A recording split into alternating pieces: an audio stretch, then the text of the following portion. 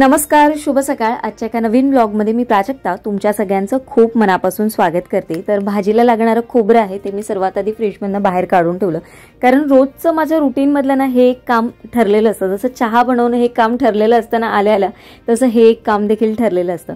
आज बऱ्याच दिवसांनी पुन्हा एकदा मी सलाड स्पिनरचा वापर करणार आहे, कारण गोष्टच तशी आहे। कधी कधी काय होतं ना, आपण पैसे वाचवायला जातो आणि त्या नादात ना अजून एकाचं काम डबल होतं ना, ते कसं ते आज मला कळलं।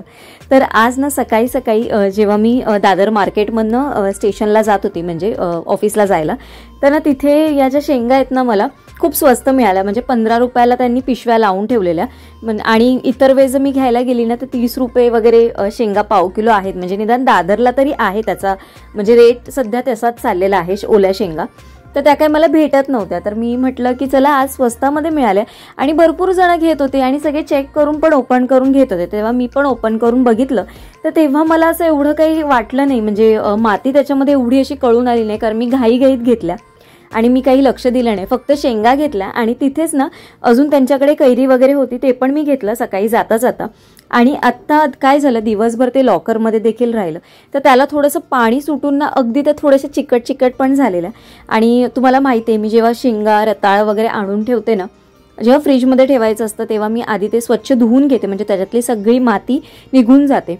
तर बघायला मी जेव्हा हे धुवायला टाकले तर बाप रे, एवढी त्याच्यात प्रचंड माती होती ना की माझा अर्धा वेळ तर ह्याच्यातच जाणार आहे। आणि पाणी कितीतरी वेळा पाणी चेंज करावं लागणार होतं, ते वेगळंच। हे सगळं पाणी मी फेकून देणार नाहीये, हे पाणी असंच ठेवणार आणि उद्या सकाळी झाडांना वापरेन, म्हणजे मी तरी वापरेन, कारण याच्यामध्ये खूप माती आहे। आणि एवढं पाणी तुम्ही बघू शकता ना, खालचं पूर्ण थर दिसतोय ना, हा पूर्ण मातीचा गाळ तयार झालेला।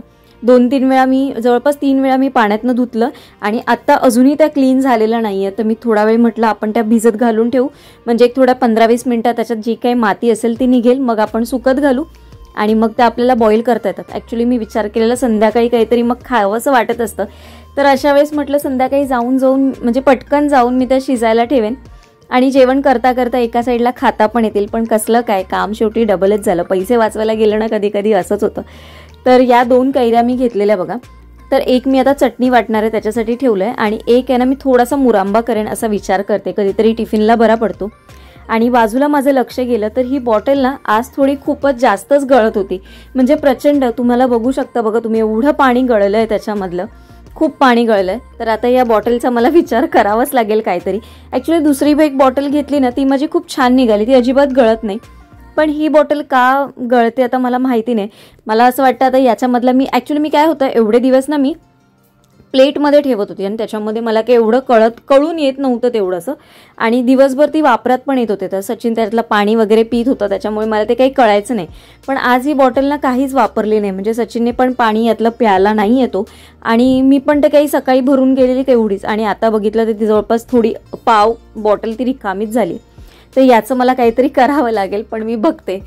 तर आज ना मी ताडगोळे घेऊन आले। आता या ताडगोळ्यामध्ये ताडगोळे निघतील की नाही हा देखील मोठा प्रश्न आहे, कारण आमच्या जिथे ऑफिस आहे, म्हणजे जी माझी बिल्डिंग आहे हॉस्पिटलची, त्याच्या बाजूलाच म्हणजे असे एक बिल्डिंग्स आहेत आणि तिथे एक गार्डन आहे। तर तिथे ते म्हणजे एक काका बसतात सिक्युरिटी, तर त्यांनी असं सांगितलं की हे सगळे उतरवलेत, तर ते ना सगळ्यांना देत, म्हणजे तिथे होते आणि लोक घेऊन जात होते। तर त्यांनी आम्हाला म्हटलं की तुम्हाला पाहिजे ते घेऊन जा। तर आम्ही ते घेतले, पण ते घेतल्यानंतर असं झालं ना, काही जण म्हणायला लागले की याच्यामध्ये काही नसतं, म्हणजे तुम्ही म्हणजे जर ओपन केलात ये त्याच्यामध्ये काही निघत नाही, कारण ते जेव्हा खायचे असतात ना तेव्हाच काढले तर ते चांगले असतात, आणि ते तसेच राहिले ना तर ते आतमध्ये काहीच निघत नाही, खूप कडक कडक आतमध्ये असं काहीतरी असतं। पण तरी पण हे एवढं ओझं उचलून, कारण खूप वजन होतं, दिसायलाच एवढे म्हणजे तुम्हाला मोठे दिसत असतील, आणि खरंच याचं खूप ओझं होतं, तरी पण मी ते घेऊन आली की तर म्हटलं चला याच्यामधनं ताडगोळे निघतील। मला स्वतःला ताडगोळे आवडत नाही, पण सचिनला खूप ताडगोळे आवडतात, म्हणून म्हटलं की चला बघूया आपण घरी जाऊन। आणि मेन म्हणजे हे सोलायचे कसे ते देखील माहिती नाही, पण बघू आता, सोलायचा प्रयत्न करणार आहे, कारण माझ्याकडे कसा काय बोलतात ते कोयता आहे, तर कोयत्याने थोडंसं व्यवस्थित करता येईल त्याला। तर आज काही योग माझा नाही आहे या शेंगा खाण्याचा, तर या शेंगांना मी फक्त आता अशाच धुवून, म्हणजे ज्या धुतलेल्या आहेत आपण ऑलरेडी, फक्त त्या मी पाण्यातनं काढून घेते आणि या जो मॅट आहे आपला डिश ड्राईंग मॅट याच्यावर सुकत घालते। आणि अशा सुकवून ना मी त्या फ्रीजमध्ये ठेवणार नाही, मी बाहेरच ठेवते. म्हणजे जेव्हा मला दुसऱ्या दिवशी म्हणजे वापरायच्या असतात, शिजवायच्या असतात, तर मी फ्रीजमध्ये ठेवत नाही, मी त्या बाहेरच ठेवते रात्रभर. आणि मग सकाळी मी आता ऑफिसला जाताना त्या कुकरला शिटी करून घेऊन जाईल, म्हणजे सकाळच्या नाश्त्याची पण सोय होईल. आणि आजच्या व्हिडिओमध्ये मी ना तुमच्याबरोबर काही गोष्टी शेअर करते, म्हणजे ज्या तुम्ही मला कमेंटमार्फत विचारलेल्या त्या प्रश्नांची उत्तरं मी कमेंटमार्फत दिली आहे. पण कधी कधी काय होतं, खूप जास्त कमेंटमध्ये लिहिता येत नाही. आणि तुम्ही तर सगळेजण एवढे छान छान सजेशन मला आजच्या व्हिडिओमध्ये तुम्ही सगळ्यांनी दिलेलं, त्याच्याबद्दल तर मी बोलेनच. पण सर्वात आधी तुमची एक कमेंट होती की ताई, हे जे तुझे चहा आणि साखरेचे कंटेनर आहे ते जवळून दाखवशील का? तर बघा, हे जवळून दाखवते आणि याच्याबद्दल थोडीशी माहिती पण देते की याचं कंटेनर एअरटाईट वगैरे आहे का. तर हो, हे एअरटाईट कंटेनर आहे, कुठेही म्हणजे असं साखरेला मॉइश्चर वगैरे पकडलेलं नाही आहे. आणि खूप छान म्हणजे मस्त आहे ते कंटेनर. हे मला ऑनलाईन मिळालेले, फ्लिपकार्टवरती खूप चांगली डील मिळालेली मला. आणि आत्ता ते सध्या आउट ऑफ स्टॉकच आहे, नाहीतर मी लिंक याची तुमच्यापर्यंत शेअर नक्की केली असती. आणि चहा आणि साखरेसाठी थोडी क्वांटिटी म्हणजे ज्याच्यामध्ये जास्त ठेवावी लागते, हा एकच प्रॉब्लेम आहे. नाहीतर हे वापरायला खूप छान आहेत आणि मस्त असे कंटेनर आहेत. आणि मेन म्हणजे तर ते विथ ट्रे आलेले याच्यामध्ये. कोणाला गिफ्टिंगसाठी वगैरे द्यायचं असेल ना, तर हा एक चांगला ऑप्शन होता, म्हणून मी घेतलेला. पण नंतर मी विचार केला की नाही, आपण आपल्या किचनमध्येच हे सेट करूया. आपण घेतलंय स्वतःसाठी, तर म्हटलं चला सेट करूनच ठेवूया. त्याच्यानंतर ऑइल बॉटलसाठी पण तुम्ही सांगितलेलं मला की प्राजक्ता तू बिंदास वापर, आणि खरंच तसंच मी बिंदास वापरली काल ही बॉटल. आणि खरंच तुम्ही जो दिलेला रिव्ह्यू आहे तो माझ्यासाठी खरंच उपयोगाचा ठरलेला आहे आणि ही अजिबात लीक होत नाही.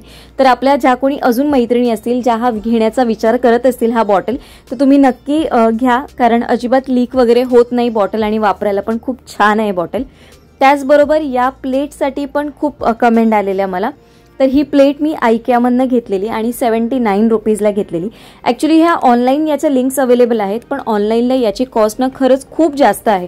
जर तुम्ही ऑफलाईनला जाऊन घ्याल ना, तर त्याची किंमत तुम्हाला खरंच खूप स्वस्त पडतील. आणि ऑनलाईनला बघायला गेलं तर खूप महाग पडतात. तर त्याच्यामुळे तुम्ही जर ऑफलाईन जवळपास आजूबाजूला कुठे असाल ना, तर तुम्ही नक्की घ्या. तर आता कैरीच्या चटणीसाठी कैरी सोलून घेते आणि मी नेहमी अर्धी सोलते आणि मग ती कापते आणि मग दुसऱ्या साईडने सोलते आणि मग ती कापते, म्हणजे ठेवायला बरं पडतं. जेव्हा आपण फ्रीजमध्ये स्टोअर करतो ना, तेव्हा अर्ध्या साईडचं साल निघालेलं असतं, म्हणून मी तशा पद्धतीनेच ठेवते. आणि आज सगळ्याच गोष्टी थोड्याशा उलट्याच होणाऱ्या होत्या अशा माझ्याबरोबर, असं म्हणजे दिवसाची सुरुवातच झालेली तशी. तर काय करणार, आता ही जी कैरी मी सोलून घेतली ना, तर ती देखील निघाली पिवळी. आणि ही आता आतून जेव्हा मी कापेन ना, तर ती अजून पिवळी असेल, म्हणजे जवळपास ती पिकलेलीच असेल. पण हा आंबा खूप छान होता ना, म्हणजे जसा खोबऱ्यासारखा जो आंबा असतो ना लोणच्याचा, तसा हा आंबा होता. तर मी थोडासा कापून घेतलं, म्हणजे जे मला लागणार आहे चटणीपुरती तेवढी. आणि मग बाकीचं म्हटलं ठेवून ती राहणार नाही, कारण ती अजून जास्त पिकली जाणार आणि मग उद्या वगैरे तरी बघायला गेली तर खूप नरम नरम होऊन जाईल फ्रीजमध्ये. म्हणून मग ही आता मी माझ्या चटणीसाठी ठेवली. आणि बाकी सगळ्याच्या ना छोट्या छोट्या फोडी करणार आहे आणि त्याचं इन्स्टंट लोणचं करणार आहे. लोणचं कसलं म्हणा, असंच मीठ मसाला लावून ते तयार करणार आहे. म्हणजे ते आत्ता जरी खाल्लं किंवा उद्या जरी खाल्लं तरी म्हणजे होऊन जाईल. किंवा मी हाच डबा उचलून सकाळी फ्रीजमध्ये म्हणजे घेऊन जाईन ऑफिसला, म्हणजे दुपारच्या जेवणाला होईल बरोबर. याच्यामध्ये मी थोडंसं मीठ टाकणार आहे बघा. आणि फक्त ना आता किचन रिसेट करताना थोडेसे लाकडाचे स्पून घ्यायचे राहिलेले आहेत, कारण सिरॅमिक जारमध्ये जेव्हा आपण मीठ ठेवतो तर मिठामध्ये कुठला चमचा वापरायचा हा नेहमी प्रश्नच असतो. प्लास्टिक ठेवायचा, स्टीलचा ठेवायचा की लाकडाचा ठेवायचा, तर मी आता विचार करते लाकडाचा ठेवते. आणि ही बॉटल मग आता मी तुम्हाला यूज करून दाखवते. थोडंसं मिरची पोड टाकली आहे मी, मीठ टाकलं आणि हे थोडंसं तेल टाकलं आहे आणि खरंच गळत नाही बॉटल. मी तुम्हाला दाखवते बघा, अजिबात कुठेही गळलेलं नाही आहे, एक थेंब पण कुठेही गळलेला नाही आहे. खूप छान बॉटल आहे, तुम्ही नक्की तुम्हाला घ्यायची असेल तर नक्की घ्या. आता हे मस्तपैकी मिक्स करायचं आणि आता जेवेपर्यंत 1-1 तास तर आहे, तोपर्यंत तुम्हाला वाटलं तर खायचं, नाही तर मग फ्रीजमध्ये असंच ठेवून देईन. फ्रीजमध्ये नाही ठेवलं, बाहेर ठेवलं तरी ते मला उद्या दुपारसाठी म्हणजे सकाळी जाता मी ऑफिसला घेऊन जाईल, म्हणजे मग ते पडून राहणार नाही. आणि कैरी खूप जास्त जे तर पिकली आहे ना, ती उद्यापर्यंत खूप जास्त पिकणार नाही. तर कधी कधी असे शॉर्टकट करावे लागतात आणि थोडंसं असल्यामुळे मी काही त्याला फोडणी वगैरे फार करत बसलेली नाही आहे. या छोट्या छोट्या बरण्या आहेत माझ्याकडे, ज्याच्यामध्ये मी वेगवेगळ्या प्रकारचे तांदूळ भरून ठेवत असते. तर आज मी कोलम तांदूळ आणलेले आणि त्यातले थोडेसे जे उरलेले ते मी याच्यामध्ये भरून ठेवलेले आहेत. हे डेली यूजचे नॉर्मल तांदूळ आहेत. तर हे सकाळच्या वेळेस मला जेव्हा ऑफिसला वगैरे जाताना खिचडी वगैरे काही बनवायचं असेल किंवा एखाद्या वेळेस पुलाव वगैरे बनवायचा असेल तर त्याच्यासाठी ही बरणी मी वरती ठेवते. नाहीतर दुसऱ्या एका बरणीमध्ये मी वेगळे माझे तांदूळ भरून ठेवलेले असतात. आणि आत्ता सगळी कामं झाल्यानंतर जे आपण ताडगोळे घेऊन आलेलो ते ताडगोळे खरंच ताडगोळे होते की काय होते मला माहिती नाही. आणि सोलायला तर एवढा आम्हाला त्याचा त्रास झाला, म्हणजे असं वाटायला लागलं की अरे उघाच घेऊन आलो. आणि याच्यामधनं खरंच आतमध्ये काही निघतंय की नाही याचा प्रश्न पडलेला आम्हाला. पण शेवटी तुम्हाला आता मी दाखवते. खूप मेहनत घेतली हे खोलण्यासाठी, पण असं वाटलं की उगाच ती मेहनत घेतली, सगळी मेहनत वेस्ट गेली. आणि हे ॲक्च्युली जसे आपले ताडगोळे दिसतात तसंच दिसत होतं, पण आतमध्ये बघाल ना तर ते अगदी कडक कडक होतं. म्हणजे जसं मी तुम्हाला व्हिडिओच्या सुरुवातीला म्हटलेलं की मला काही जण असं म्हणाले की जेव्हा ते ताडगोळे काढले जात नाही ना तर ते आतमध्ये असेच कडक कडक होत जातात. आणि तसंच काहीचं हे आहे. फुकटचं ओझं झालं आज, खूप ओझं झालं. म्हणजे जवळपास हे 1 किलोचे तरी असतील, 1 किलोपेक्षा जास्तच असतील वजनाला. एवढे खूप जास्त असे वजनाचे ते 3च होते फक्त. तर जेवण तर माझं सगळं झालंय, फक्त जेवायचं आता बाकी आहे. आणि आजच्या व्हिडिओला तुम्ही खूप साऱ्या कमेंट दिल्या. म्हणजे मला कधी कधी प्रश्न पडतो की तुमचे प्रश्न असतात त्याची आन्सर मी कमेंटमध्ये एवढी मोठी कशी लिहू, पण त्याचा थोडा देखील विचार न करता तुम्ही एवढं डिटेलमध्ये मला खूप छान पद्धतीने एवढ्या मोठ्या कमेंटमध्ये सगळ्यांनी तुम्ही छान असं सजेशन दिलेलं. आणि त्या सगळ्या गोष्टी मी देखील लक्षात घेतल्या. येणाऱ्या ब्लॉगमध्ये त्या इम्प्लिमेंट म्हणजे मी करेन तेव्हा तुमच्यापर्यंत शेअर पण करेन. थोडं कन्फ्युजन आहे. काही जणांचं म्हणणं आहे की मीठ आणि पहिलं हे कर, काही जण म्हणतात डायरेक्ट कर. पण थोडंसं मी अजून 1-2 व्हिडिओ वगैरे बघेन. आणि जसं प्रियाने पण सजेस्ट केलं की व्हिडिओ बघ म्हणून वगैरे, तर सगळे सजेशन मी लक्षात घेऊन सगळ्याचा पूर्ण म्हणजे व्यवस्थित बघून वगैरे व्हिडिओ सगळ्या कमेंट व्यवस्थित परत एकदा वाचून निवांत शनिवारी किंवा रविवारी छानपैकी त्या गोष्टी म्हणजे ते गोष्ट मी करेन. म्हणजे येणाऱ्या 1-2 आठवड्यातच मला ते व्हिडिओ वापरता येईल. 1-2 आठवड्यात नाही म्हणता येणार, पण एक 8-10 दिवस तरी जातील ते पूर्णपणे वळचवायला. आणि त्याच्यानंतर मग मी ती व्हिडिओ वापरत आणेन. आता येणारी आहे वटपौर्णिमा. वटपौर्णिमेच्या दिवशी यावर्षी पण काही सुट्टी नाहीये, सकाळी गडबडच होणार आहे.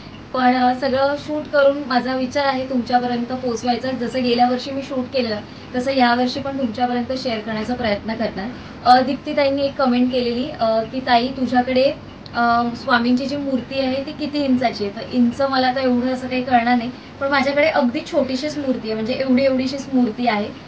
तीच आमच्याकडे आहे. म्हणजे जी मी अक्कलकोटवरनं घेऊन आलेली तर तीच आहे आमच्याकडे मूर्ती. तसं एक्झॅक्टली आता मला इंच माहिती नाही, पण अगदी एवढी आहे. तर दीप्तीताई मला एक्झॅक्टली इंच माहिती नाही, पण तुम्ही एवढ्या माझ्या म्हणजे अगदी छोटीशीच मूर्ती आहे आमच्याकडे. एवढीच असेल आमच्याकडे मूर्ती. एवढी पण माझ्यामध्ये खूप मोठीच असेल, एवढीच आहे. तर तुमच्या प्रश्नाचं हे उत्तर होतं. मी म्हटलं कमेंट मार्फत तुम्हाला कसं देऊ, म्हटलं व्हिडिओ मार्फत तुमच्यापर्यंत सांगेन. तर चला आजचा व्हिडिओ मी इथेच एंड करते. आजचा व्हिडिओ तुम्हाला थोडा जरी आवडला असेल तर लाईक शेअर, चॅनलला सबस्क्राईब करायला विसरू नका. उद्या एका छानशा ब्लॉगमध्ये भेटेल. सर्वांना Shri Swami Samarth. Bye bye and take care.